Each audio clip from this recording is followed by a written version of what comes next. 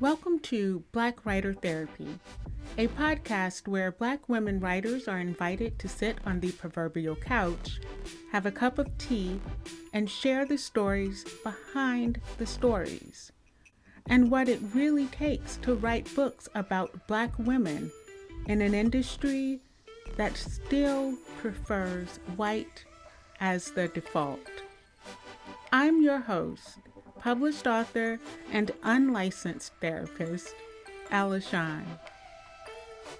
Black Writer Therapy is now in session. Vanessa Riley is an award-winning author of Island Queen, a Good Morning America buzz pick, and the forthcoming Queen of Exiles. Riley's historical novels showcase the hidden histories of Black women and women of color, emphasizing strong sisterhoods and dazzling multicultural communities. Works encompass historical fiction, historical romance, and historical mystery. And now your host, Alishan, and historic women's fiction author, Vanessa Riley. Hi, Miss Vanessa Riley. Thank you so much for joining us here at Black Writer Therapy. I am an unlicensed therapist, but you are on my proverbial couch. I needed a lot of therapy. I wanted someone who could help me deal with all my Black writer issues. And so I was like, I can't find it. So create it. I love it. I love it. Yes. So that's what I'm doing here. You guys are helping me deal with my Black writer issues. You just don't know it. Not a problem. At the beginning of each of my sessions, I ask all of my writers the same question. How are you healing today? How am I healing? Mm-hmm. I am healing because I'm accomplishing goals. So for me, I might be slightly a type A. We're on the couch, right? Oh, definitely. What's said here will only be heard by those who listen to the podcast. For those of us who may be slightly, A's, there's lists. And when things get checked off lists, we get real excited. So I get there are lists that are almost done. I'm checking them off. And that is my healing. Taking the moment, looking at the list, saying, this is what I've accomplished. That makes me feel good, and it gives me that extra boom to keep going. Wow. Okay. I am not type A. I'm so far from type A, I may very well be type Z. But I've also never looked at a list in that way as a way of healing. Like, this is what I'm accomplished. I look at lists as like time sucker, but like that's a really nice perspective to have it say, I can go back and that's a healing. I've accomplished these things. Mm-hmm. Yeah, I mean, especially when you feel like you've wasted time. I mean, I have things on here like, maybe order groceries. I have, unfortunately, sometimes buying shoes. In addition to, but it's always for an event, right? Break things, bigger tasks down into little smaller tasks. And that you've accomplished it. Doesn't mean it's perfect. Just means it's done. You did something. You have not been wasting your moments. So yes, don't waste your moment. I love that. Don't waste your moment. Okay, thank you for sharing that. And I will reconsider how I look at lists. And I think that would help a lot with being overwhelmed. Type Z people. Break it down. And then once again, I'm good with just accomplishing one thing on the list. I just know I'm one step closer to my goal. I only have Black women writers on the show, and I'm not going to front. When I got the email from Tandem, I was like, I think they sent this to the wrong person. No, you are the right person. I ran around my house screaming because I love your writing. Thank you. I do. And I'm just getting into it because I've shared this with other Black women. I didn't even know Black women were still writing after the 2000s. And I know that's so crazy. And please just give me some grace I was having children. But the thing is, you're not the only one. There is something oppressive, or I can't even describe a word, but you're not the only one whose reading list stopped around 1990. Yeah. And there's nothing beyond that. And they're still looking at the title list. Terry McMillan, I mean, wonderful author, but people have been boosted up by her, and there's legacies, and there's more and more stuff being written. But most people's reading list stop right there. Yeah, it was about right there, like 90. Well, I made it to the 2000s. I did. Because I searched, but then I was like, I started having kids, and I was like, I don't have time to go digging in. And that is another reason for this podcast and other podcasts that are promoting Black writers. And I am like, why? Why are we doing this? Why are we having to do this? We always seem to have a little bit more to do. I don't understand. We always have a little bit more to do. Lisa Williamson Rosenberg calls it the almost effect. Almost there, almost made it, almost got to the point where you can just do the thing and it'll do what everybody else's thing does, but not quite. Yeah. So so I'm making my way through catalogs, and it's just like, you confound me because I'm so serious. Like, you're like a math head. Okay, and let me be clear. I said math, not anything else. Let's keep it clean. Yeah, that'll be the one that gets on Twitter. Yeah, she a meth head. Yeah. Right. Okay. Because I don't want anybody say, did you hear this? I'm sure Vanessa, and she called her one too, right to her face. No, I didn't. Math head. I math head. We said this is therapy, right? So you wouldn't call somebody out, on therapy. I would, which is why I would make a horrible therapist.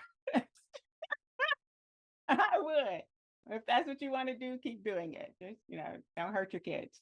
But she said math for those boys and girls. And for those who don't know, I have a PhD in mechanical engineering.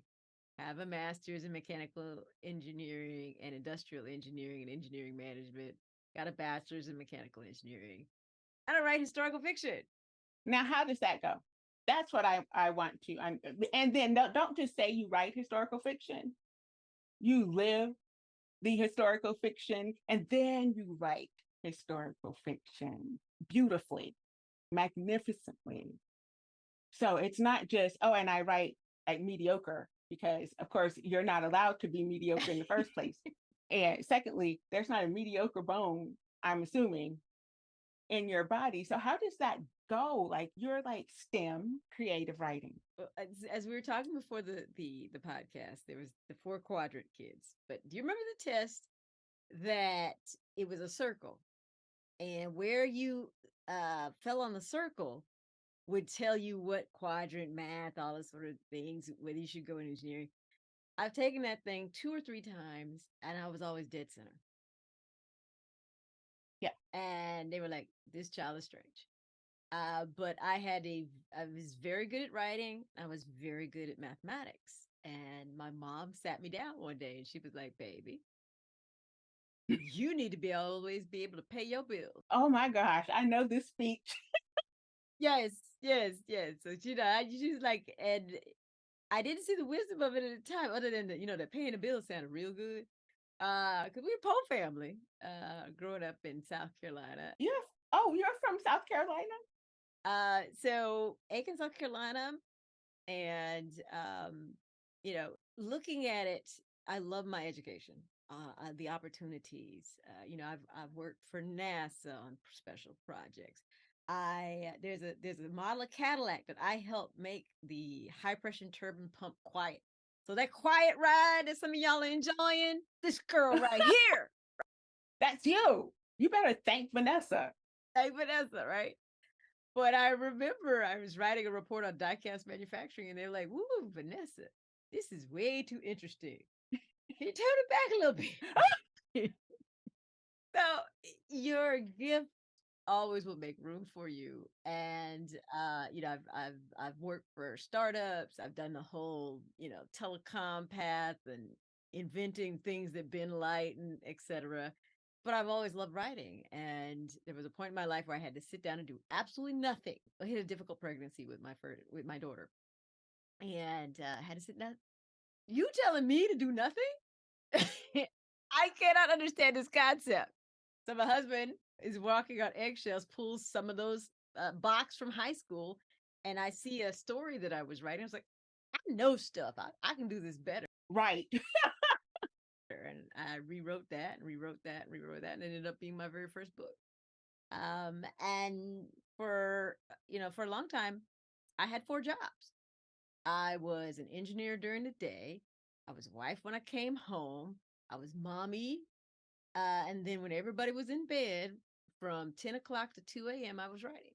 Thank you so much for saying I had 4 jobs, because I don't know that people acknowledge that mommying, I don't know if that's a word, but It should be. It should be a word. it's going to be a word today. Yes, mommying and wifing, those are two full-time separate jobs. They're not like, oh, a 2-4. No, those are two separate jobs. And then when working outside of the home, full-time job. And then if you're going to devote yourself to writing, that is another job. And so thank you so much for acknowledging that, because I don't even think women acknowledge that raising your child, that's a job. That is a full-time job. You just, I guess you get paid in colds and dirty clothes. Yes. Now, my favorite was, baby, I remember when you used to cook. Yeah, I remember that too. Right. Me too. Look, me too. That's what my kids tell me now. They're all older. Mother, don't you cook anymore? No. Why? Because y'all old enough now. You got hands. All right. So It's that thing. People always want to say balance. There's no real balance. I don't even know why anybody trying to achieve balance. You just everybody a moment will claim itself. You're either day jobbing, wifing, momming, or you're working on your passion. that's it. And during those moments in time, that takes the lead. But it's no balance. No, no. And I think that's the advice to throw out to anybody who wants a full life. Stop seeking balance, because it doesn't exist. Just try to stay on your feet. That's it. Because balance isn't going to happen. So you're the science woman who writes beautiful, historic fiction. And it reads like, I feel like I'm reading people's diary. Excellent. Excellent. I'm serious. Thank you. And I'm like, I'm just into the book. Okay. And that is not my normal, because I love to get deep into the innards of a book with the author. So I'm just going to put it out here. I will be inviting you back. Excellent. Not like, because I know you're on like the whole, we got to tour with this new release, but when your life calms down, I will invite you back, because I want to tear into this book with you. You're on notice. Thank you. But how is it that you're able to create such beautiful prose and not let like the right brain interfere? I let the brains do what they need to do. So the engineering side is always saying, well, how and why? Like I love to trace how people make money during these time periods, right? Because that explains a lot of why people are working the way they're working, what they're wearing, where they live, the choices they make, and faith. I mean, there's so many different aspects if you trace where the money is. But that's the Wow. engineering side, because I want to know, like, how much does it actually cost? How long does it actually take a horse in buggy, or a horse in carriage, or a horse in dray to get from point A to point B? How would you get from point A to point B if there's no real roads? Like what, you know, these are Right, these right. are things. That's the engineering side. So that's why we go deep, because I want you to Hmm. feel like you are there. And then the other side is, well, what does it feel like?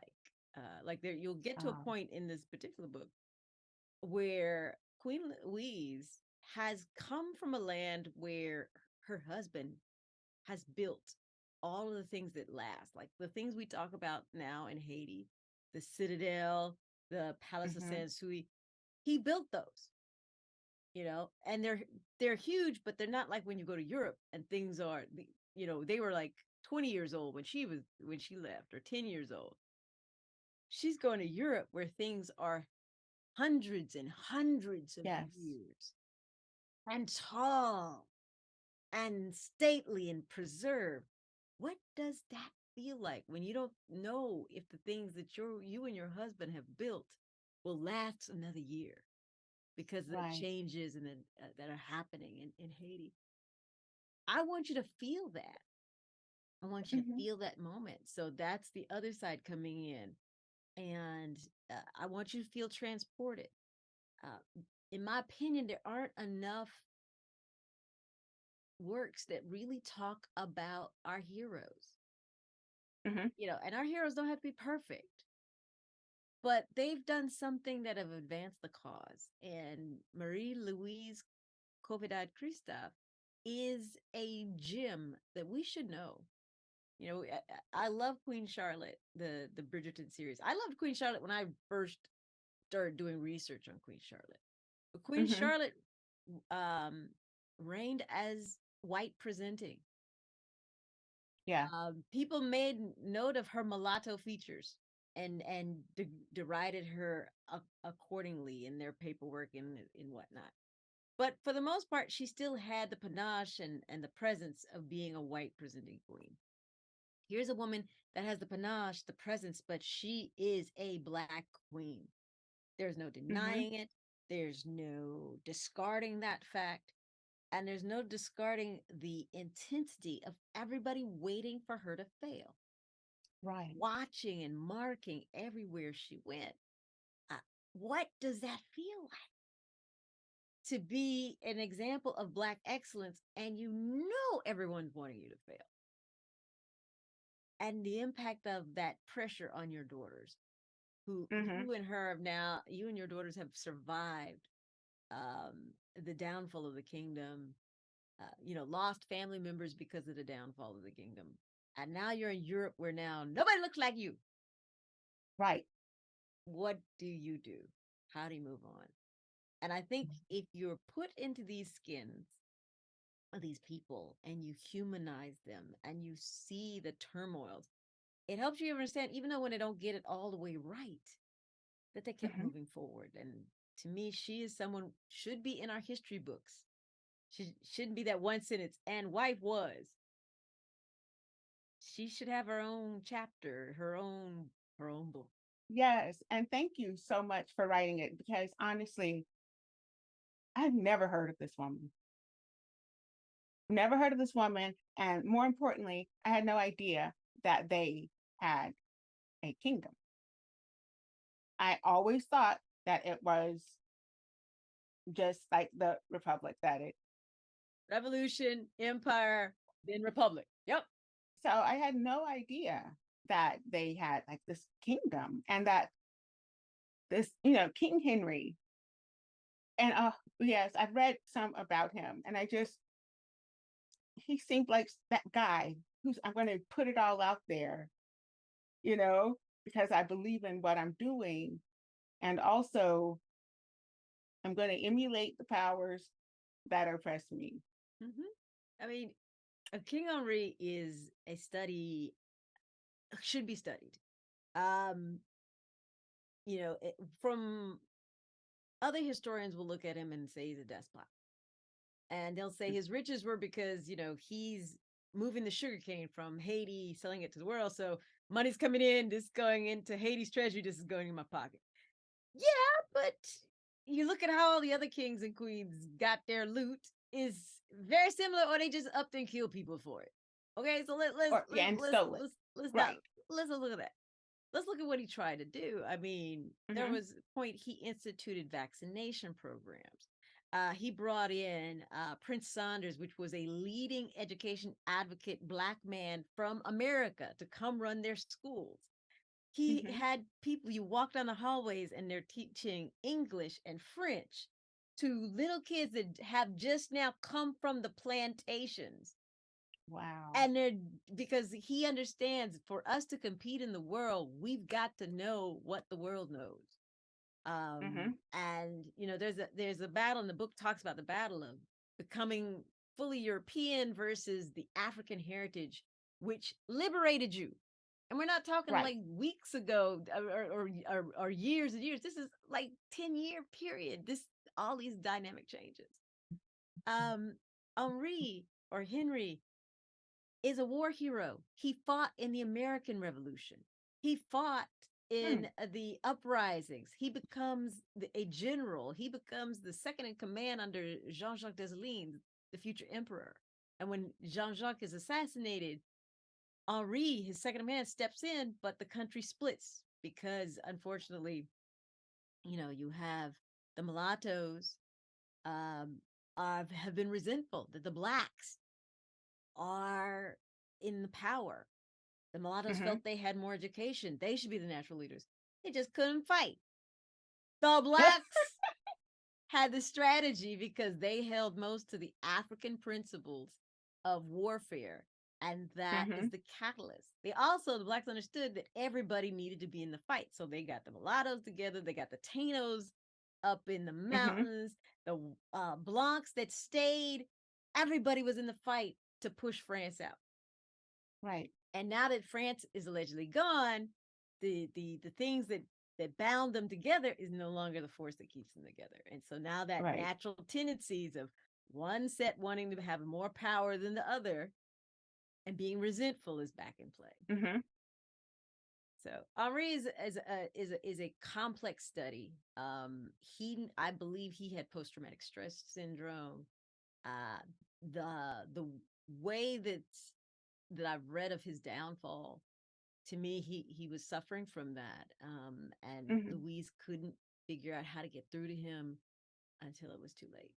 I wanted to like just kind of skim through and pick up of the some of their relationship, and Mm-hmm. now I don't remember the page, but it was in one of his. I think she'd gone to meet him somewhere, and he was kind of, oh, are you spying on me? Do you have spies? How do you always know where I am?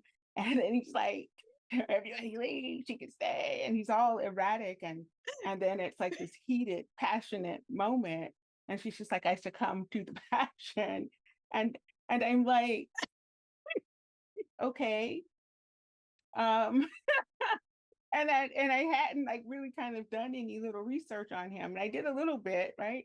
And I was just like, well, that's a very interesting relationship that they have, that he uses that part of their relationship as a balm. Almost, it feels to me that that's Mm-hmm. kind of his thing. Okay. Okay. Yes, yes. Not to give you spoilers, right? So when they met, she was 14. He had just come back from the American Revolution, so he won his freedom by Gotcha. fighting the American Revolution. Businessman, or starting businesses, and he begins to work for her father. The chemistry, everything is automatic. They keep them apart till she's like 15 or 16, and then they're like, whatever, and they get married. He adores her, but he is a powerful man Mm-hmm. of his times. And so there's a points where there's a church. Okay, I'm gonna spoil this part. There's a church that he has built on the palace property. And she goes in with him, and the Virgin Mary, because they're Catholic, it's not the Virgin Mary, it's her face. He has painted all of the saints Oh as her wow. face.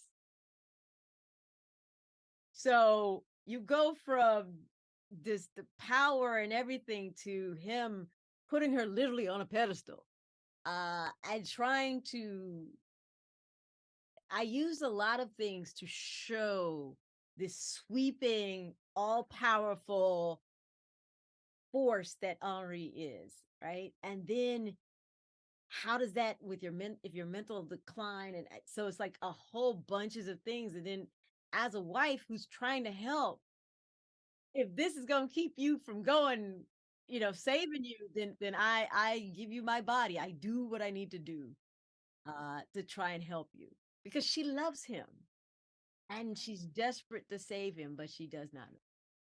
Wow. Yeah, because there's like, I'm like, wait, there's a little love story here. Mm-hmm. And I love that. I love that you put their love story in there, because I think a lot of people just assume, oh, he's a king and this is a loveless marriage because it was probably done in the way of Europeans. And no, like that's not their kingdom. It is. And the juxtapositions, you kept doing that with all the newspaper.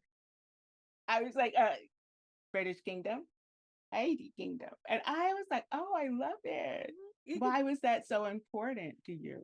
One of the discoveries was that the Regency, when King George III goes mad for that finalish time, is 1811. He dies in 1820. The Haitian Kingdom starts in 1811. When Henri dies, ends in 1820. It is a perfect match for the Regency. And we love our Regency. We ought to love this kingdom because the same things that are happening. Two kings going mad. I mean, it's oh my God, still there, right? Yeah. And to me, and to show, because like when you're reading historical fiction, it's sometimes hard for people to figure out what's the fiction part and what's the actual true history. I want y'all to see the craziness. I wasn't making this up. I want y'all to see this because it's lunatical, and and to show you how they were covered, right? We always talk about Harry and Meghan always being in the press. Look at this. Yes. Every time she goes to a country, she's here, and this is the number of attendants, and this is how the press is covering her. So to me, it was extremely important to put those, to kind of frame you with what's going on, because I want y'all to understand the world they were living in. So you get a snapshot of the world they're living in, a snapshot of the politics that are going on, and you are showing that the worlds are not separate. They are both going on at the same time. Yeah, because they are paralleling each other. And I was like, that is so clever. And I'm going to be honest with you, I was not a his fit girl. I wasn't. And I think probably 5 of the women that I have had the pleasure of having on my show write historical fiction. And I'm just like eating it up, right? Because how do you like center where you are if you haven't kind of explored where others were before you? And I absolutely love, I'm the his fit hoe. That's what I am. Hey, that is something to hoe. That's what I am. That is something to hoe. I love it. That is something to hoe. But intentional writing for me is the writing that heals. And you've already alluded to the media scrutiny that Queen Louise and her daughters and her household had. And so do you think it was like they're focusing more on how she's moving through these cities as opposed to what she's doing in these cities, what she's accomplishing in the cities? I think it's a little bit of both, because they're stunned, right? They're stunned that she's moving in these fashions. And then they're fascinated that she's moving in these fashions, because why scrutinize? You could just, if you're going to say, okay, here's a former queen coming to Belgium, you don't have to tell me who's with her, what hotel they're checking into. Right. You don't tell me all that, right? And that she's going to be there a few days because she's waiting on the paperwork from the embassies, yada yada yada. That's way too much information, right? Like it's to me, there's an astonishment. Indeed, she's moving throughout these countries with such level of freedom, and she's bringing her whole, a company with her. with May, because it's very clear she has a staff with her, plus her daughters.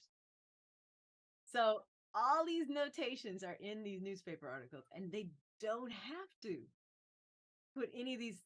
If they just wanted to track where she was, they could just say she's entered in Belgium. Blah, blah, blah. No, they're putting specifics in there, Right. because they're watching and they are astounded. I find that, like some of the events that she goes through, they make sure to list Madame Christophe and her daughters go to X, Y, and Z. So I would even say, admiration that she is just like the rest of the exiles. Because, there's a set of exiled kings, and, Yeah. my country tried to overthrow yours. Oh, well, we all buddies now because we're on the circuit. Right? So it's like there's a little level of admiration. So once again, that's why it was so important to put these actual newspaper clippings in the book, so you guys can see what I if I'm putting you in her skin, I'm making you live her life. Look at what she's seeing in the newspaper. Now think about how she's feeling, and how she has to be like, I don't know, my protective spidey senses would be ringing because everybody knows where I am every moment.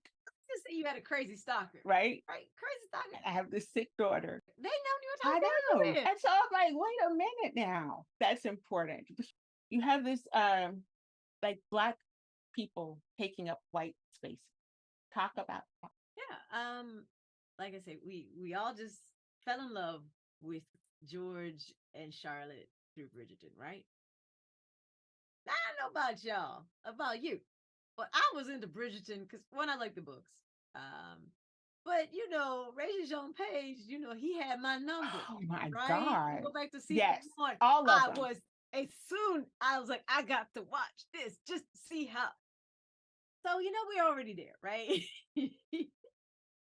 And it's not Okay. as All right. is it that we want to be in white spaces, or that we happen to be in spaces that are white? But I know all attention is on him, and to see how he just owned the screen when he walked in. It's a beautiful thing, right? I don't think you would have had the same level of intensity if it had just been like the guy Jonathan actually had applied for the one, the head brother would actually apply for role. I'd have watched, but I wouldn't have been as interested.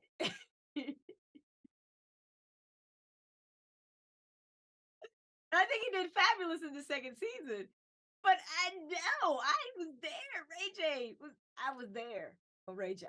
Okay. Yes. Let's just get Yes. clear on this. Yes. So there's a curiosity to see us excelling in these spaces. There is, and I'm pretty sure as many people who wanted him to succeed in that role were also looking to point fingers and say, see, this is why we can't have nice things. Yes. Yes. This is why you can't invite them to tea.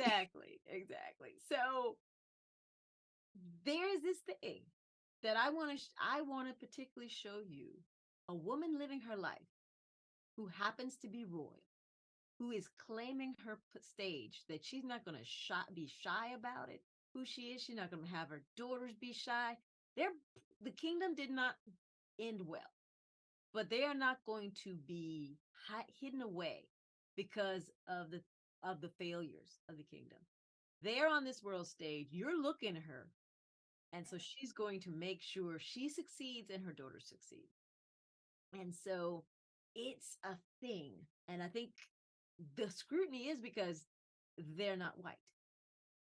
When you get that level and moving about and that freedom, that's supposed to be a white thing. That is supposed to be a white X role. Like I told you, there's a whole circuit that's going on of the X role. So the king of formerly Westphalia, the king of Sweden, the ex-king of XX. They're just chilling. They took their loot. They're chilling and going on these little holidays and having a little intrigue. And now Madame Christophe and her daughters join in, and they're having intrigues and the same level of stuff. And they are stupefied that she's in there. But once she's in, they're cool with it. That was the other part that just blew my mind. They were cool with it. She's just part of the landscape. She's just another one of us. Right, right. But that brings to question these white spaces. Are they white spaces because people of color don't go so much into them because they have already determined that they are not meant for them? And that's why we have this idea or concept of, oh, that's a white space. When I began writing Regencies, I used to get some crazy looks. So my first Regency was published in 2013. Got some of the craziest looks because one, people didn't know the history. Two, they thought this is a white space. And so our stories shouldn't look like this, shouldn't be in there. And I'm about claiming our spaces. And I'm not the first Black woman to write a Regency. Usually I have the book sitting somewhere. I think I rearranged my shelves. But the very first woman to write a Harlequin Regency was a Black woman. She couldn't put a picture on the cover. And her people were all white in the book. But that she was the first one to write it. So our draw to this is a natural thing. And as now people are uncovering more of the history, you'll see we always had a space there. So it's like, it's white because people don't know the history and haven't been able to envision ourselves. And now we have shows that help visions. We've got books that we help. But I want to show you through the actual history, we were always had a spot. And that's my point, that there are no white spaces. There cannot be white spaces without people of color. It's like there can be no light without darkness. So that is a thing that can't happen. So yes, and thank you for showing us that and giving us like the historical context to say, no, this isn't just fiction. This woman did what she did. It's as sure she did it as Masa Musa did what he did. Don't worry about it. It happened. Promise. Right? Love that.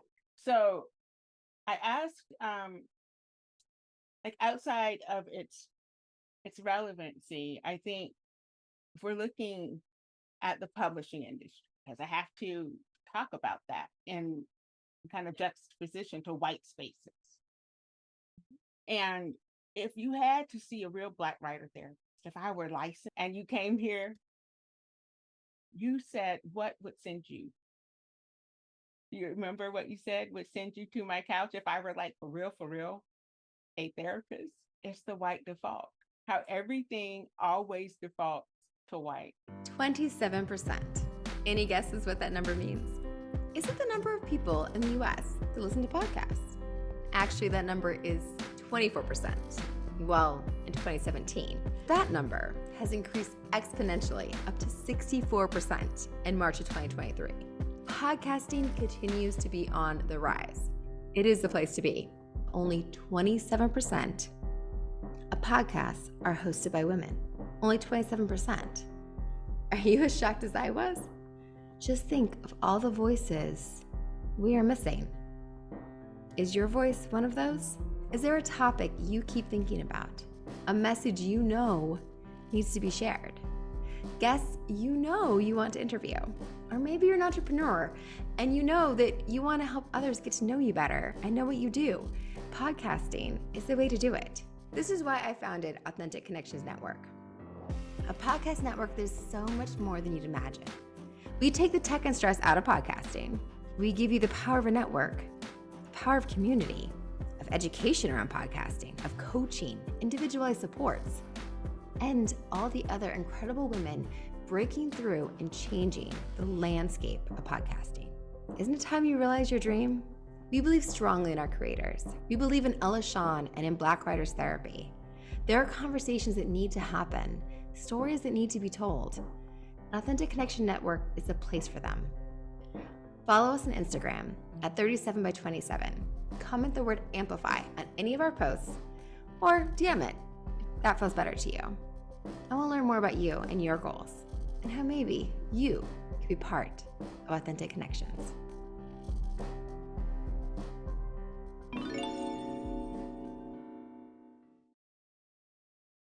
Did definitely. If I say someone's a doctor, they're automatically white. If I'd say somebody has a nefarious past, it's the first, like, I don't know about you, but I do sometimes listen to the news and I'm like, please don't let it, please don't. Ooh. So we all do this default because the way the media has portrayed things, the way our educational system has allowed things to happen, Thank you. even and Thank you. everything Yes, I do. is is plastered that there's no separation. Mm-hmm. They say the 11 o'clock hour is the most segregated time in America because there are churches that are predominantly white, there's churches that are predominantly black, et cetera, et cetera, et cetera. These defaults are something that's in our fabric, and I think we need to actively work to challenge those. And that goes to my story choices. The enslavement story is an important story, but unless I can write how they saved themselves, how they saved a people, I'm not particularly interested in writing that story. It's still an important story, but I'm not going to try and bring you pain porn. I want to show us uplifting, because Queen Louise is another example. When I looked at modern day historians trying to tell her story, I hear the word sorrowful and woeful queen always interchanged with her name. And that bothered me. And when you just start going to see where she went to, I mean, how many of us can be truly sad at the beach? How many of us could be truly sad at a spa day in Germany, in Italy? Regardless of why we are there, yeah, you can't really be that upset when you're at the salt pond. There's something. So it's like, okay, I believe that, particularly for our people, there can be darkness, there can be shade, but there's always going to be light. We will find a way to focus on that light to get us through to the next day, to the new mercies of the next morning.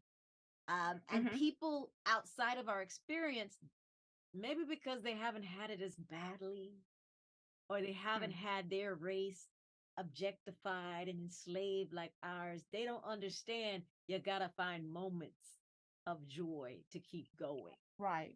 We have had to find those moments to keep going. And we have. And she's a woman. And she lived an incredible life. And we need to know her. We need to honor her. And so these defaults need to be torn down. And so on my mission, I want power women. I want to bring you guys every power woman I can find. And I will let you know that she wasn't superhuman. She wasn't superwoman. She was a woman who knew she had to do something, and she did. That's it. She's a woman who made a choice. That's it. She was a woman who made a choice. Exactly. Yeah. And I love that you say you try to avoid the sorrowful stories. Because our stories, yes, like everybody else's stories, there's going to be trauma. There's going to be blah, blah, blah. But you say, I'm not telling those stories. And I think that's commendable, because so much of what comes out of like Black writing is the trauma story, but not any of the healing, and none of the self-sufficiency even that comes after healing. Yes, we break, because that's fine. Breaking is fine.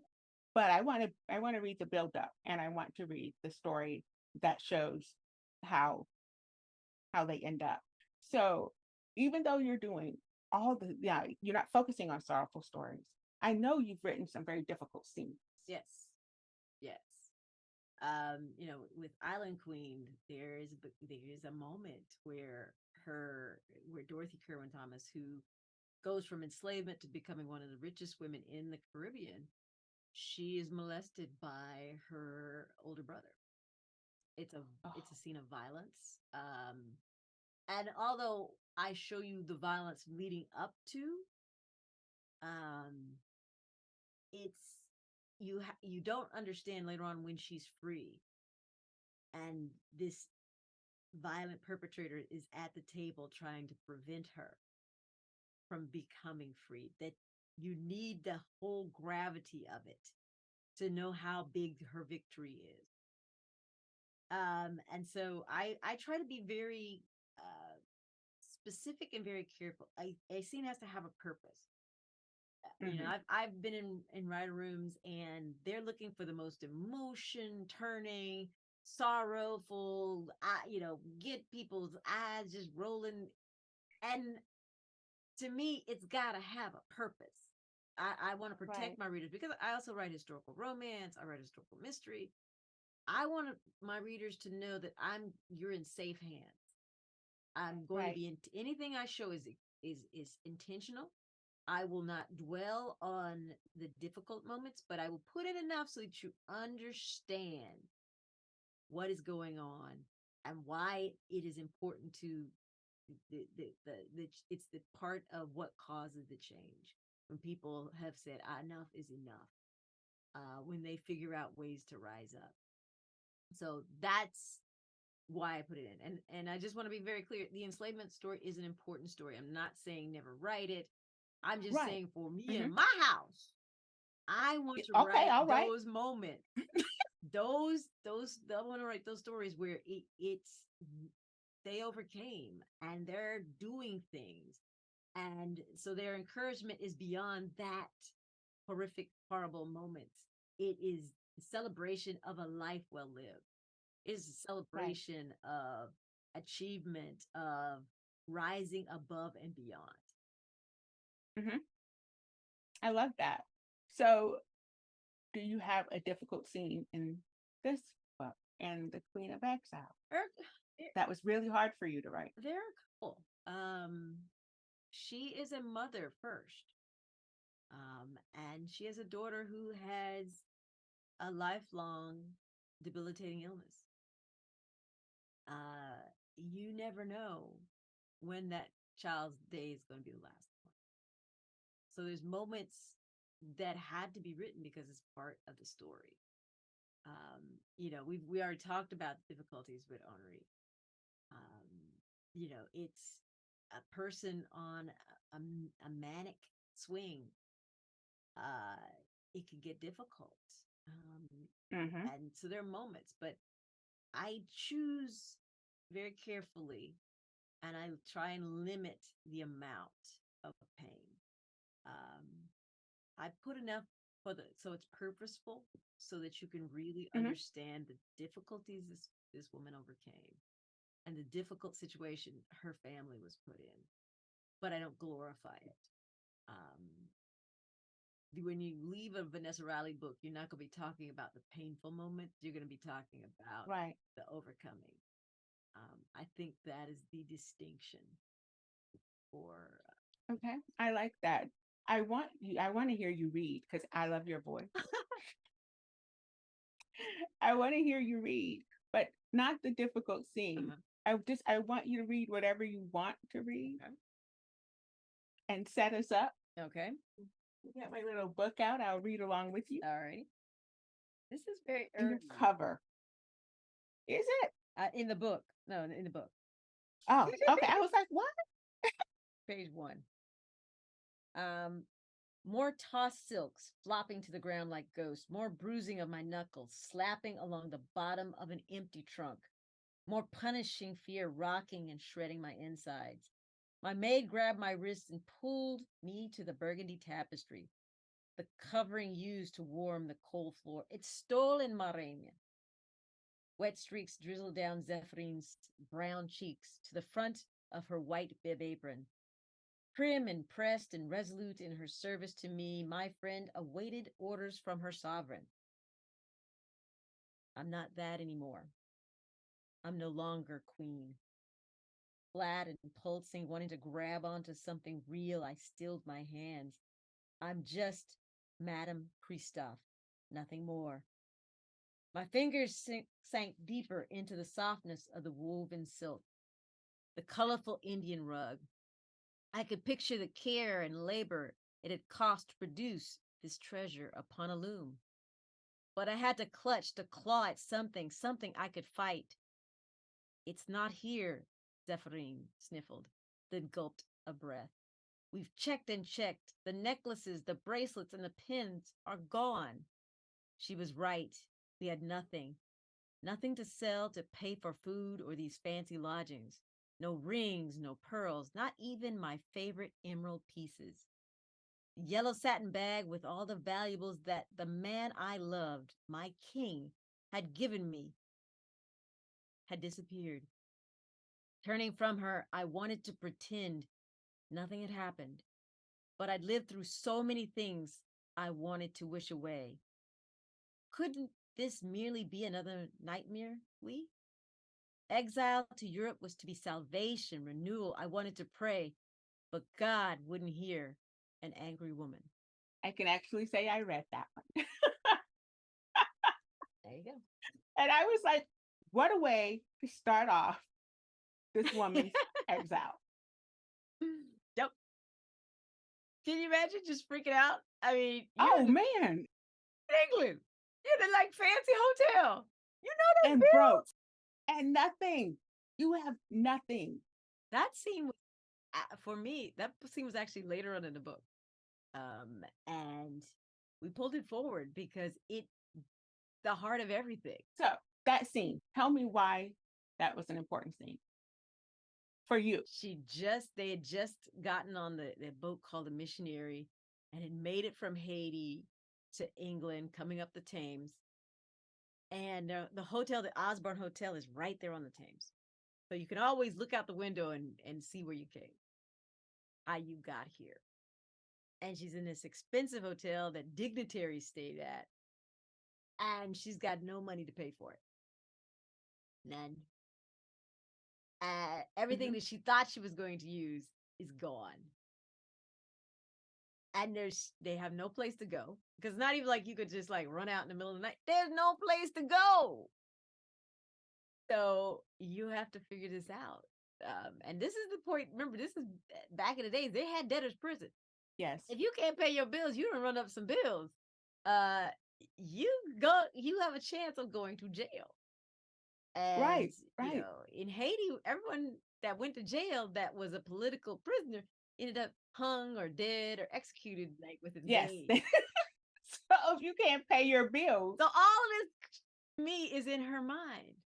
And it brings you back to why her regaining her status and simply just moving forward is such a big deal. And there's nothing that just capsulizes. That's a perfect setup for the rest of her story. And yes, that's a little writing tip there. A little writing tip. Bring the stakes and make them extremely high immediately. Yeah. Yeah. There's no need to lead in. It's you are either with her or you're not. And I think all of us can feel that. Being in a place that's a strange place. What our plan that we had is now completely off the table. And we got to figure out, how do I move to the next day? How do I make it to the right? In a world where shadows dance and secrets lurk, comes an unforgettable saga of broken souls, written by Ella Shawn. Get ready to embark on a gripping journey through time, a dark Southern coming-of-age saga that spans over 30 years. Nothing is as it seems. With every turn of the page, secrets unravel, revealing a web of intrigue that will leave you breathless. Breaking is the easy part. Having the courage to look into the mirror of your souls, allowing yourself to be consecrated, to rise harmoniously in alignment with self and the universe, that's the hard part. Join John and Vivian on this unforgettable journey where shattered souls rise, courage is tested, and destinies are forged. The Broken Soul series by Ella Shawn, a gripping 4-book masterpiece that will keep you captivated till the very end. Don't miss your chance to experience this compelling tale of love, loss, and redemption. Purchase your copy now and be prepared to have your soul shattered. Because sometimes the darkest paths lead to the brightest light. Right. All the stakes. Very, very good. I love that, man. I don't know, because I've been at like the grocery store and forgotten my wallet in the car. I'm like, oh, oh my God. Like, I'm so embarrassed. I don't know what to do. Because it's that level of embarrassment, right? Yes. Because like you're in the grocery store and I live on the side of town where, and so you're in the grocery store and they're looking. Oh, look what she's trying to do. Want to be in this fresh market. And there were articles that said, or even letters that I read during this time frame that they said, don't worry about them. They're not going to be a burden. They're coming with their own means. So the catalyst is already there. They have already painted the picture that to expect. They already, yes, they're She's already gonna like, be a oh, burden. they were She's coming. gonna need your help. Blah blah blah blah blah. I'm gonna like pivot. Okay, I'm trying to pull this up real quick. Your bibliography. Which side of the brain did that, girl? Which side of the brain does the bibliographies? That was definitely your right side, because I was like, what? What says? So I'm looking. I'm looking. I'm just gonna hold this up. That's one page. Yeah. 2, 3, 2.5. I'll give you two and a third. I said this reads like reads like a dissertation. Like you put that, if you just annotated it, maybe. I was like, what? System of the Warrior is ridiculous. That even has French translations, and Island Queen is similar because I realize that I'm breaking ground by bringing these women that you never heard of that should literally be in our history books. And to solve the question very early on, when I was actually started writing Regency romances, I would get these horrible reviews of people saying that would never happen. And I was complaining one day, whining, and Beverly Jenkins said, put a note at the back of the book, explain to them, and if that doesn't satisfy them, then you don't need to worry about them ever. So even in my romances, they're not to this length, but I put notes of where you can find stuff, yada yada yada, or where the genesis of this story comes from. But for the historical fictions, I was like, look, yes, you want to question my research. Here, you go do all this. Go ahead. Because it's like at this point, I don't even want to play with y'all.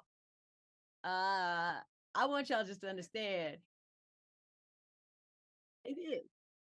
We are breaking too many stereotypes of that white default that I want you just don't even put that in your head. Go in here knowing this is going to be a well-researched, very good story, and just start there. Now, if you want to read the dissertation in the back first to put you in the mood, go for it. I mean, it's deep. Go for it. But right here, I'm gonna put you on a path, and so that's just a standard. Because it's too serious. I think this stuff is too serious, right? So tell me more about your research, because I think that research is like the most important part of writing. I really do. So, and okay, English teacher. So there we go. Tell me about your research, because it seems to be exhaustive. I love research. But I feel like you went further. I feel like you went further than this bibliography is showing. It's just let's just put it this way. I put to use that French, the years of French I took in high school, a lot. I will go to first sources. I will translate what's necessary because I want to bring you the best story possible. And so in my head, all the questions Mhm. need to be answered as best as I can. And so to understand their politics, to understand, because I do it in first person. The level of intimacy of understanding of this individual that I'm bringing to the page, that I want you to feel, because I want you to be Queen Louise when you're reading her. And so whatever it takes. And the um part of my process of just graduating was always a data. I'm a data queen, a data analysis kind of girl. And so there's not a way that I can't find it. If it exists, I can find it, locate it. I love libraries. They're like secret weapons. But you know, if it there, I'll like, come at me, come if you can. You can't. No, because the engineers over here, right? The engineers right here. It's like, come at Because me. it's solid. And once again, I want to earn my readers' trust that, look, I will tell you when I have fudged the lines. I will tell you that. But I will tell you the basis of this history is true. And here is everything. Right, So that way you can enjoy the right. story, as well as, you know, those who don't choose to believe what their lying eyes tell them. So there's a couple favorites in there about potentially Prince Puckler, right? And people don't want to believe their Mm, lying eyes. mm. Okay, what for you? Like, but why is it so Because hard to believe? there's a going back to this thread of sorrowful, and there's no way on this level that they would be accepted. Oh, they were accepted. Well, there's no way there would be oh, there was romance. Oh, there was no Then something wasn't gonna happen for them. No, they were who they were. Yeah. So I got from some sources. You immerse yourself in research. You did the books, academic newspapers, visiting places in Europe for the firsthand experience of seeing where Queen Louise lived. Okay, now I have like 35 questions Yes. behind them, Yes. but I'm not Yes. going to ask all of them. But how did the experience of seeing, like walking where she made, where she walked, how did that experience of seeing how and where Queen Louise lived in what wasn't then, but what we call now the intersection of Black womanhood in this very kind of anti-Black womanhood space, right? How was that? How did it inform, affect Mm-hmm. all of it with the writing, your writing for this? Going to Italy, because that's where she spent the bulk of her time, was amazing. In Pisa, I saw the church she built. Um, it just, you felt it. You felt this feeling of accomplishment, of pride. And once again, the differences, because coming from Haiti into this world where things are hundreds and hundreds of years old, Mm-hmm. that difference. The house on Hastings, which is on this gorgeous hill, you see the sea. To know that she woke up every morning and that she would have her breakfast looking Right. out that window, and Right. remembering when she and her husband first married, their house was right there, in Le Cap, right very close to this. She could see the sea from her window then. Mm-hmm. So you could feel it. You could, when you're walking there, they had the original pine floors, so you could kind of Wow. move and walk. I mean, it was an amazing experience, and I wanted that. Their tidbits.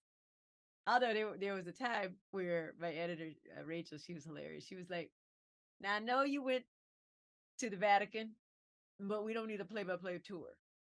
I was like, "Oh, okay, my bad." You, you were like, I'm going. If you can't go, all you have to do is read this part. Because I was That's like, what you and wanted. You wanted to she saw paint it that. all in the book. She's like, okay, okay. Maybe I was a little good, but it's that was she went to the Vatican. Another one where she's Catholic, So the Pope, the leader of her faith, she meets with the Pope. These moments of Right. this woman who's not supposed to be in these spaces, Right. it's amazing. And I had to capture it and whatnot. So I do lots and lots of research. I have an exhaustive timeline from 1750s to 1830s. Yeah. And I'm always adding to it, layering it to it. But you got to know the politics of the world. The world was smaller. Mm-hmm. You knew what was happening. You knew about the wars. You knew about embargoes because it more than likely affected you, the goods you were able to have and see. That whole being able to leave Haiti when you've been imprisoned in exile for about a year and a half. They've Right. killed off your male family members, Yeah. and you and your daughters are lucky to get to go. Just this that whole concept, you needed to feel it. You needed to walk in her shoes. And in that moment where she's she's getting out of the boat, she's standing on the docks of the Thames River, the Thames River. I mean, just you gotta feel it. And so I try and bring the best moments to you, those momental movements, and just walking there and just hearing the sound, even though it's Mm-hmm. there's hundreds of years difference between her story, my being there, but you could still feel it. You could feel it in the air. Yes. It was just amazing time. And so thinking about that, juxtaposing her story of intersectional Black womanhood in this time when it wasn't even recognized, right? Like, what's that? Right? And so now bringing it forward where that's just a normal like conversation piece, right? Intersectionality. And so how does your intersectionality, Black woman, highly educated, like no, because that's like important, right? Because you are highly educated and from one of the most difficult schools to get into. Like I think they're more difficult than most of the Ivies, like Stanford. But I whisper Stanford too, degrees. And so you have Yes. matriculated into Mhm. all of these. You're not supposed to be here, Vanessa Riley from Aiken, South Carolina. I know. I actually, when I was at Penn State for my undergrad, someone actually literally asked me, "Do I take the same test?" Yeah. So I mean, the foolery that you only think about exists, still sort of exists. It's still there. Um, and so whenever I write, you get all of my experiences in some form or Mm-hmm. fashion because everybody's now settled into working for the benefit of the story. So the math side is calculating those ages, calculating years and span of time from this happening to that just all the little Mm-hmm. mechanics and once again traveling throughout that society, thinking of the hows and the whys. How would they do something? Why would they do something? That engineering Right. is there. And then the being a mom, being a military wife, all these different aspects, they come together. The struggles Yeah. your daughter may be having, all of these things come Mm-hmm. together, and they inform the narrative as much as the actual clinical history of the time frame. And you said that this is a cathartic book for you. It was cathartic to write this book. Now, I could see a million different ways why, and I haven't even gotten through the book yet. And yet I can see why it would be cathartic to write. I mean, the research alone, in all honesty, would be cathartic. I think, but I want to hear from you where what was so cathartic about it? This was one of those times where I had begun to believe the narrative, Mm, the sorrowful narrative, right? The mm, woeful narrative. And the more I uncovered, the more that narrative did not make sense. right. One said that they showed up in England and they had no money. They are putting blue plaques at all the places she leased or rented or owned in England. One of those is in Mayfair. one of the most expensive districts. Mhm. It's always been very expensive, exclusive. The other one, as I told you, on that house in Hastings. Yeah. Now, I am to believe the kindness of the white people during that era is going to take the Haitian queen that's been deposed and put her in these fabulous spaces, dress her well, and give her money so she could travel through Europe. I'm supposed to believe this? Or am I going to believe that she figured things out, had her own means, and took care of her business? And this is another one where some people may call me a genius. I don't think I'm a genius, but I'll accept the praise. I know there's something called the newspaper archives. Put in her name, and you see, boom, boom, boom, and you're trying to tell me that she was obscure non-entity, and there are all these receipts. And basically a welfare. Yes, a welfare case, all these receipts. The math ain't mathing. And all right, and exactly. And so to write it and to be able to show her in her fullness, to give honor to the daughters, even to Henri for his vision of what he was trying to do, that was cathartic because black women don't fare well sometimes in these black men don't fare well.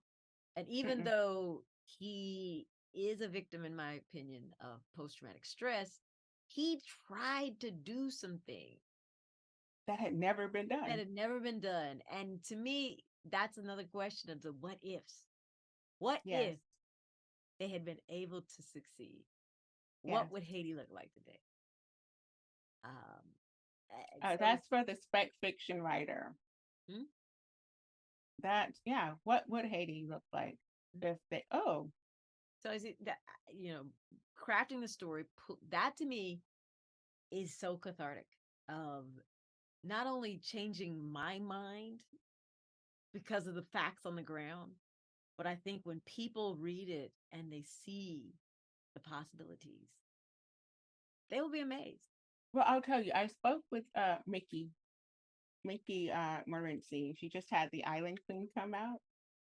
And she said it always surprises her that people think the whole of Haiti is little children sitting in the mud, eating mud cakes and soiled Pampers.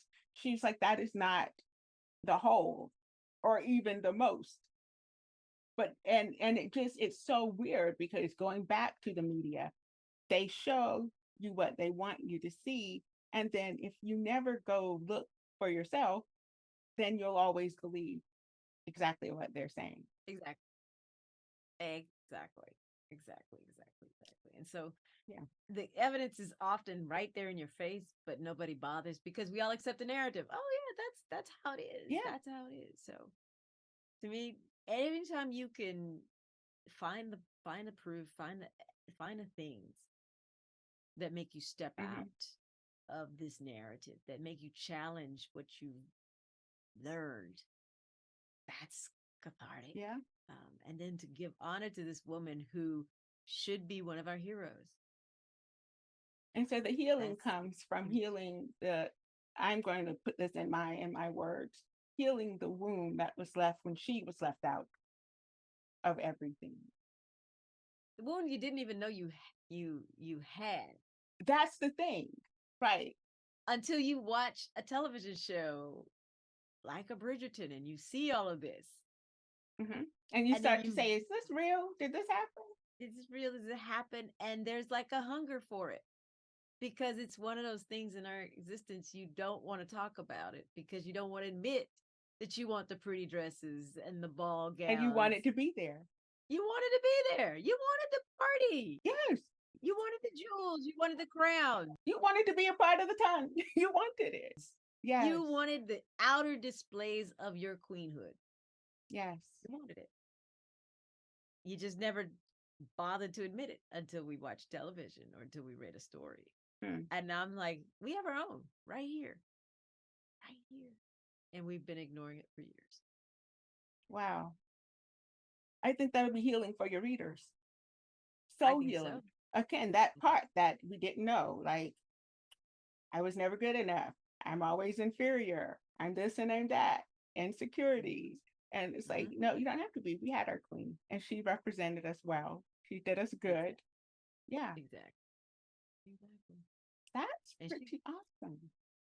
she's amazing. She grew into becoming a queen. So she wasn't just legacy born, boom, from day Right. one. She grew into She being said, and I was this quote on page 259, and I loved it. She was talking to her daughter who was relaying something that she had heard one of the Americans say. And so she was getting ready to use the N word. And her mom's like, the big mama slap, right? And she says to her, and I'm all the way down here in the middle of the page, you're a princess, but I'm your queen. I demand this.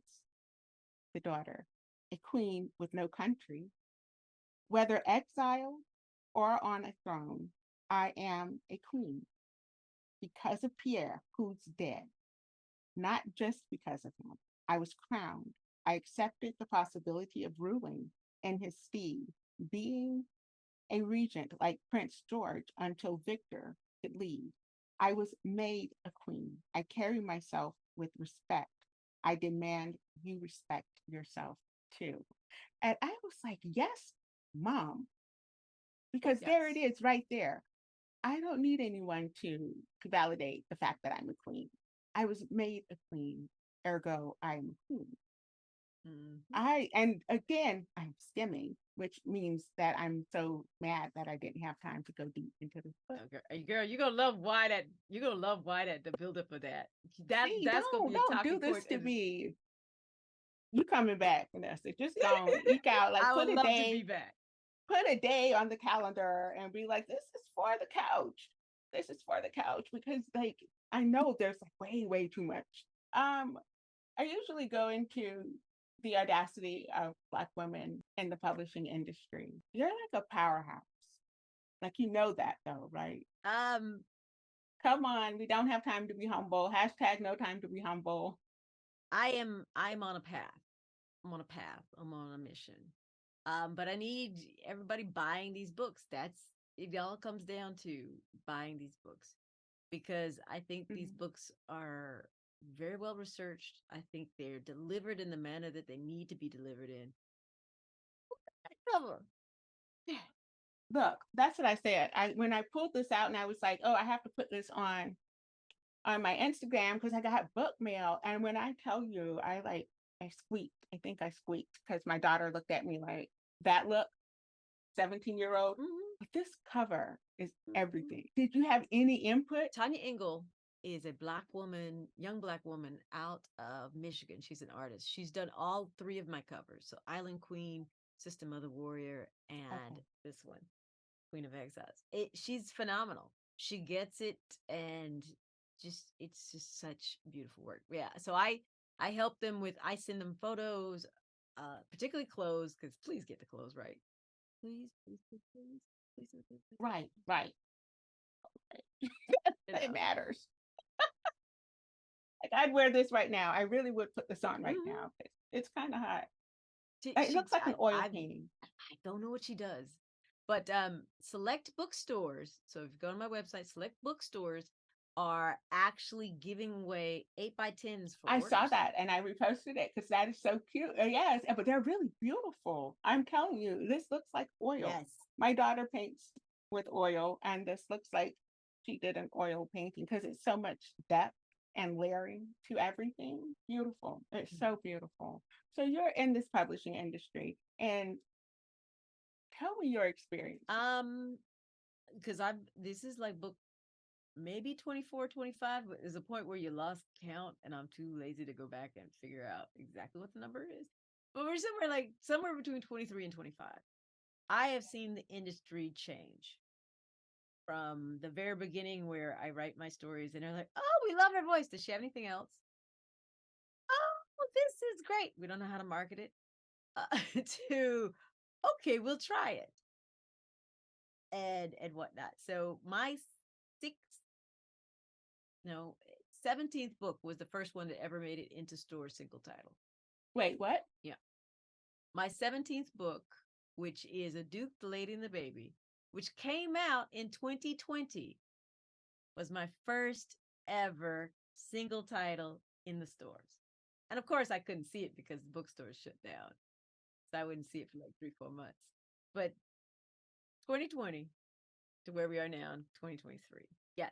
Because once the gatekeeping opened and they looked at the merit of the stories, so we're getting star reviews, we're getting write-ups in the New York Times. They're seeing that these are well-researched, high-caliber stories made for today to help relate the past to the present. The doors are open now. But it's still back to readers. Readers gotta get these books.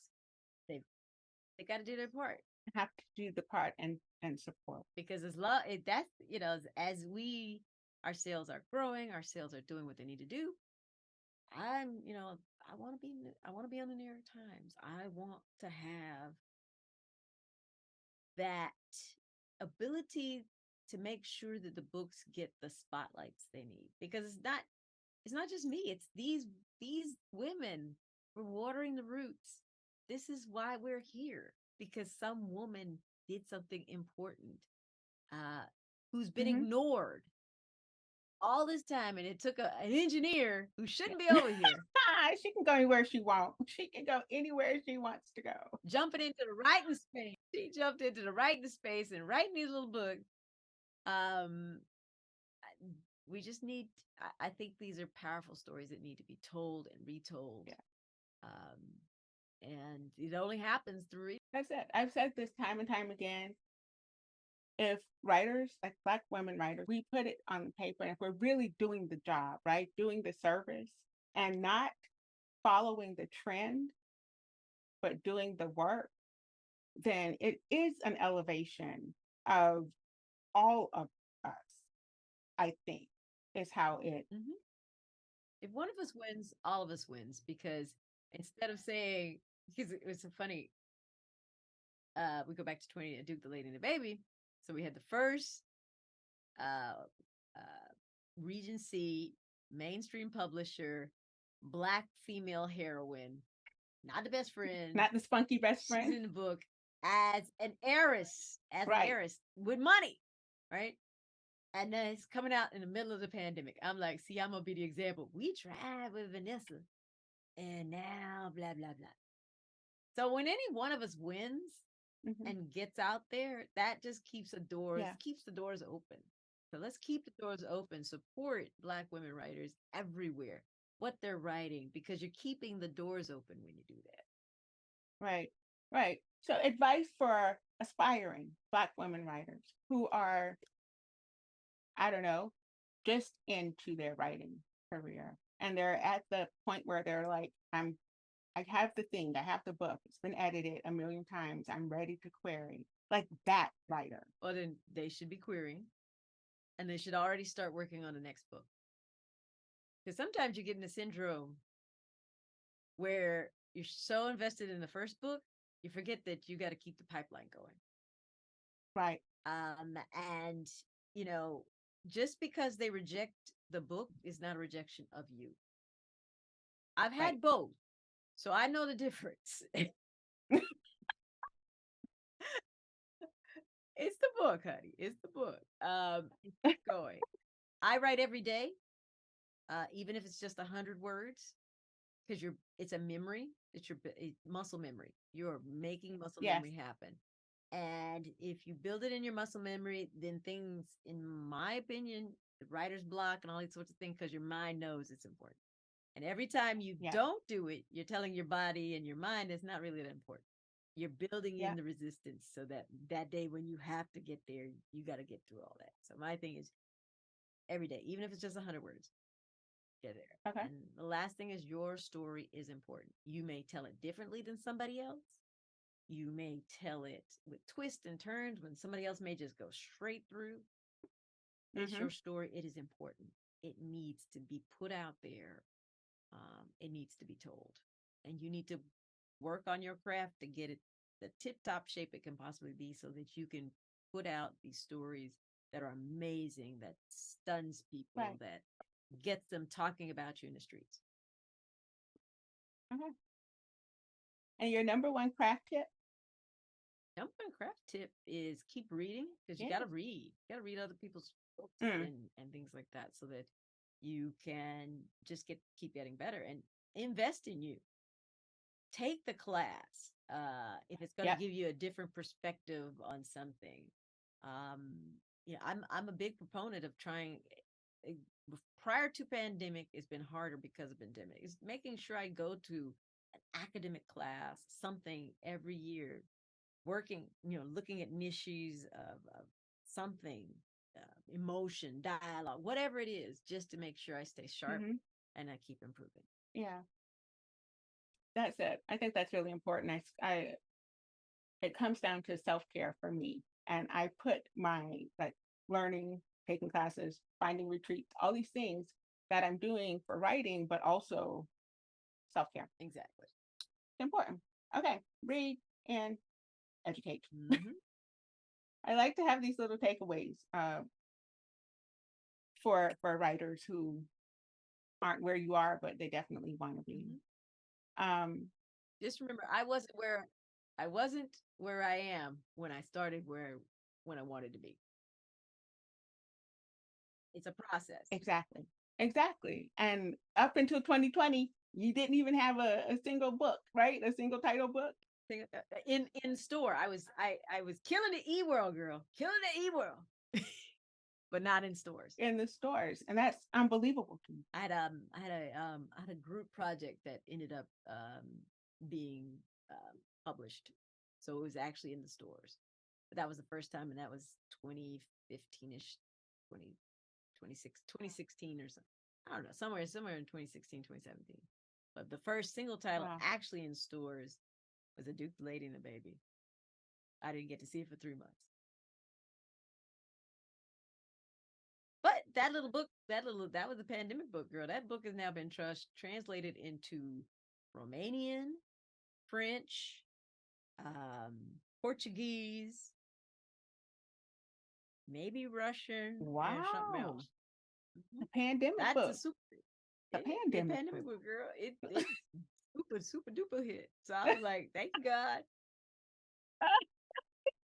You are funny. You really are. Now that doesn't make sense either. You are a conundrum. I'm so serious. I mean, come on, you work with engineers. Yeah. I'll tell you. Yeah. Okay. Yeah. And they earned that reputation. And I am not. No, but they earned that reputation, girl. They earned that reputation. Stereotyping. I am not stereotyping. No, it's that. Remember, we talked about this. I know. You remind me so much of my daughter. Well, then she's a wonderful child. Yeah. I know she's going to do wonderful things. Yeah. That is the truth. And that I know for sure. So definitely. Yeah, she's in good company. Is there anything else you want to tell the listening audience? Anything about your tours, where they can go to my website, follow me on Instagram, Vanessa Riley Author. My website is vanessariley.com. That's the mothership. That gets updated more than anything. Sign up for my newsletters. I usually get a good recipe for something. Really?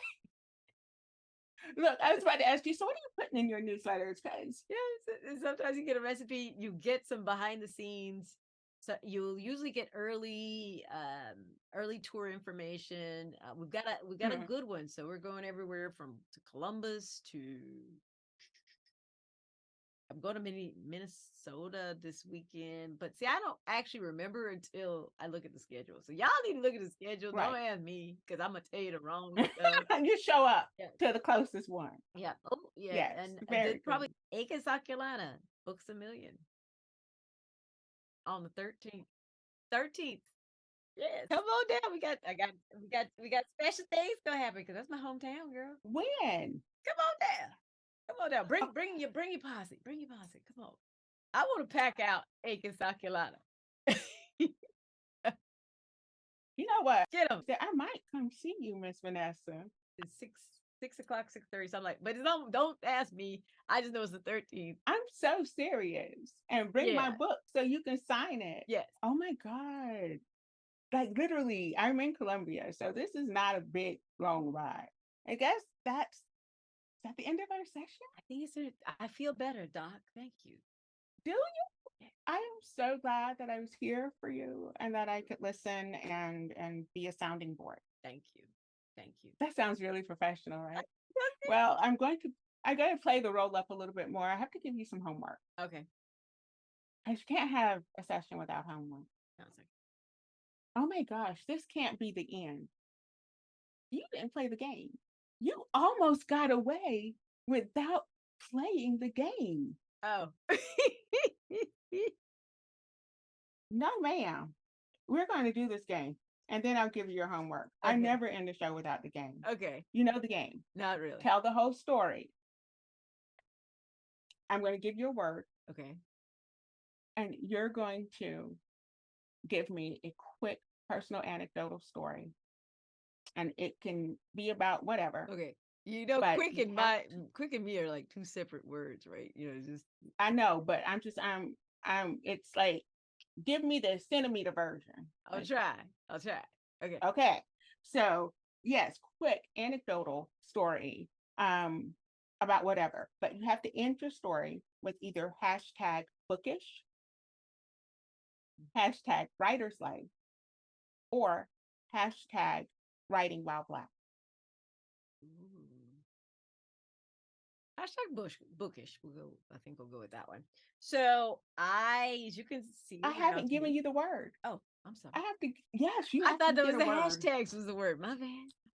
Mm-mm, mm-mm. I give you a word, but you have to end your anecdotal story with one of those. Okay.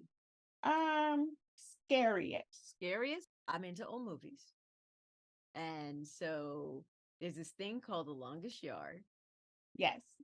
And the scene where they're going to kill this guy. They set a bomb up on his toilet or whatnot.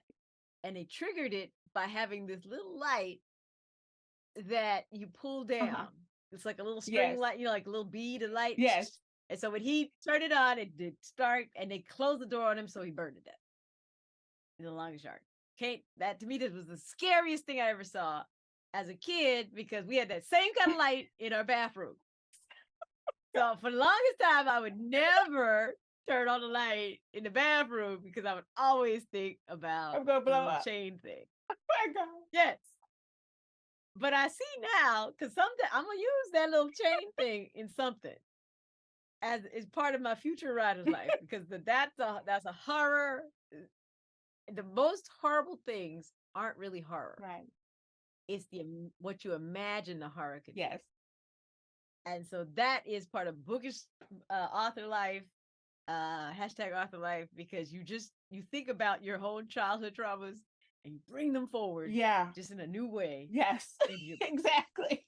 Oh gosh. Okay. Timid. Ooh, timid. Another word in me. Timid. Come on.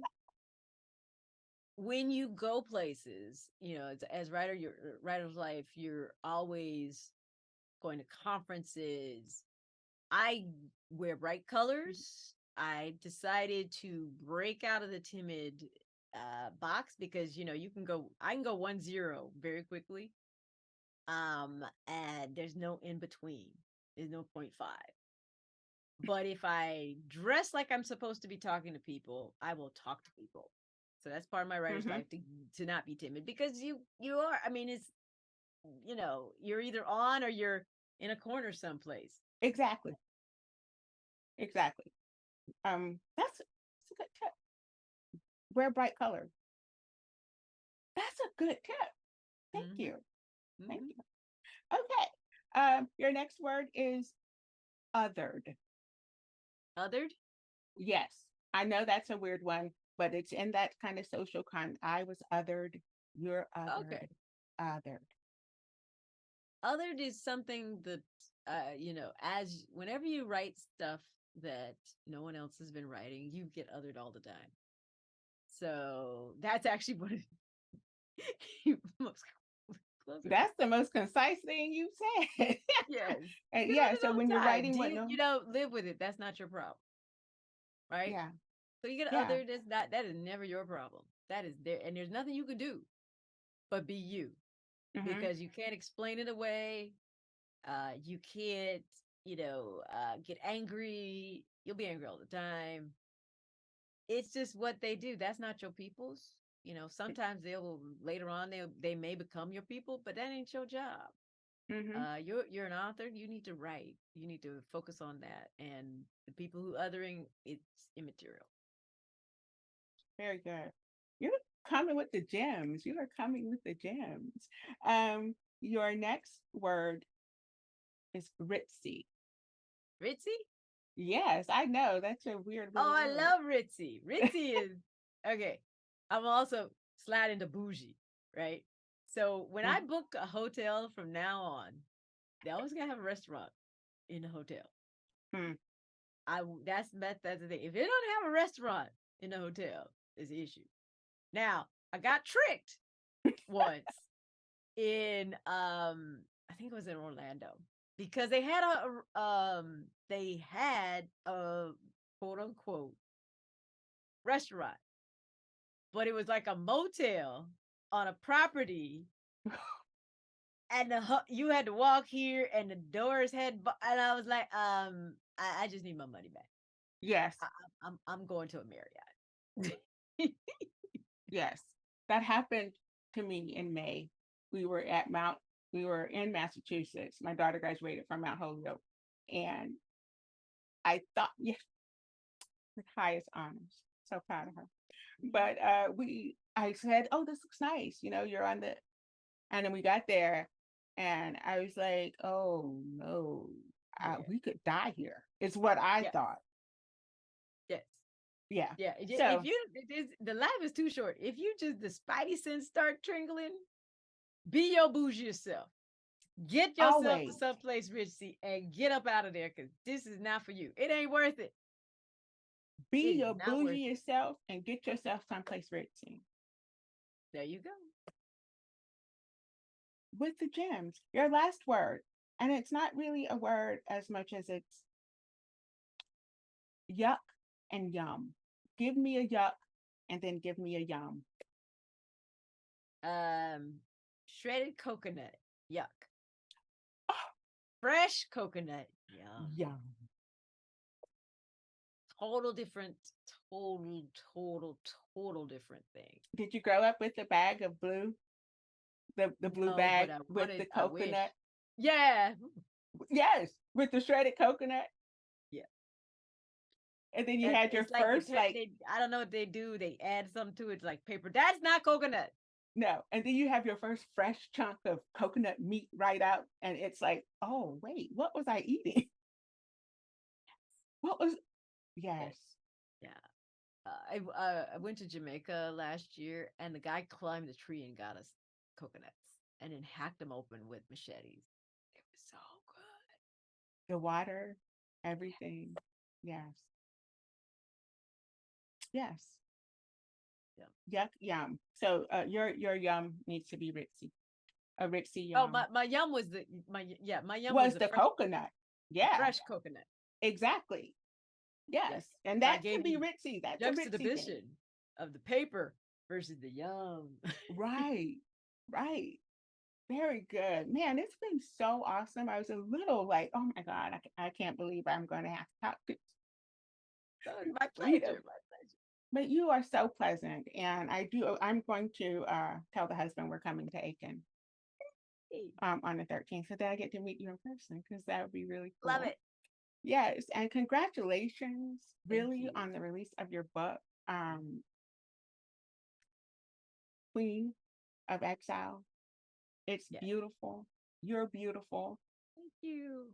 Like amazing. I don't wish anything because that's from a place of deficit. I know that all of your desires, it's going to keep happening. It's going to keep rolling on. So I'll keep sending you Karuna and keep Thank reading you. your books, get through your, well, I know 25 books. Yeah. Okay. Take your I time. said get through your catalog, but I have, anyway. Yeah. I'll keep reading.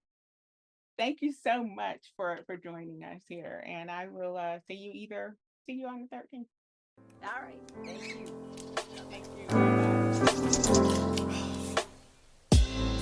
Thank you for joining me for this session of Black Writer Therapy. Be sure to follow and leave a review wherever you listen to your favorite podcast. And keep the conversations going on Instagram using our hashtag Black Writer Therapy. I'm your host and unlicensed therapist, Ella Shawn, reminding you to be kindest to yourself first, always and in all ways. See you guys next week. Bye.